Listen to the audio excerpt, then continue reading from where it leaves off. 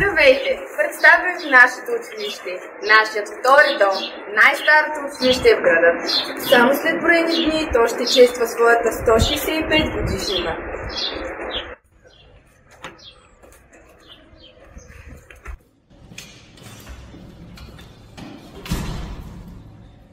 Всяка сутрин на входа ни посреща ликът на Георги Измерлиев, чието име носи нашето училище. А сега ще ви заведем на едно по-различно, по-живо, цветно и привлекателно място. Искате ли да знаете кое е то? Елате с нас!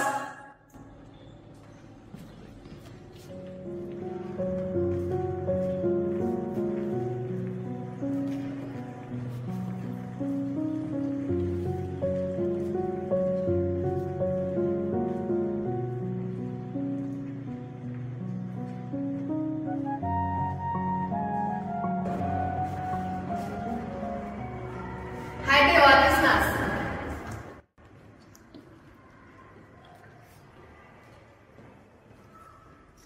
Библиотеката.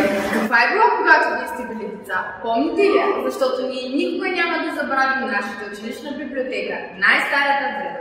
Днес тя ни посреща с нов, модерен и съвременен облик, където мечтаем и творим със силата на словото. Хайде да надникнем!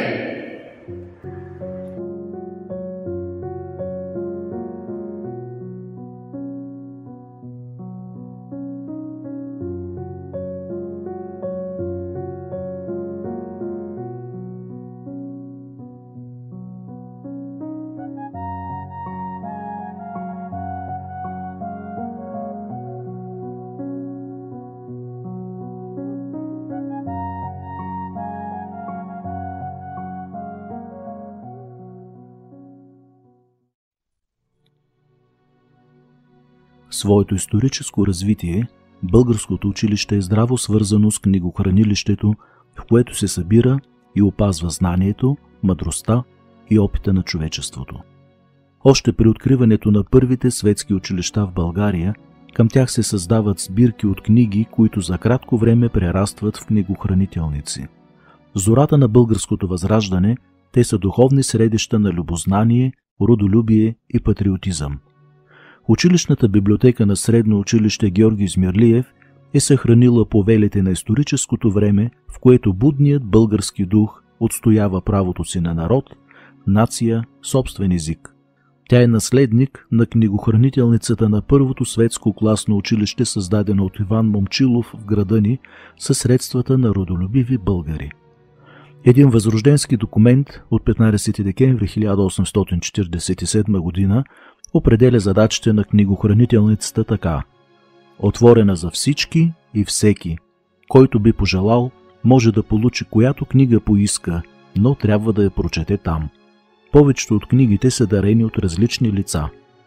А в малко по-късно написания правилник за ученическите библиотеки и читални при средните учебни заведения в княжество България четем: ученическите библиотеки и читални имат за цел да дадат на учениците възможност да употребят свободното си от занятие време в прочитане на добри избрани книги и списания по науката, литературата и изкуството, за да допълнят добитите в училището знания. Наследила възрожденските просветителски традиции, днес библиотеката продължава да е книжовен център, съхраняващ паметта на човечеството. В училищната библиотека съхраняваме стари и ценни издания от 1900 година и първите десетилетия на 20 век, като от поставените печати върху книгите може да се проследи историческото развитие на училището и промените, през които то е преминало през годините. Библиотеката разполага с около 26 000 тома научна, художествена и учебно-помощна литература.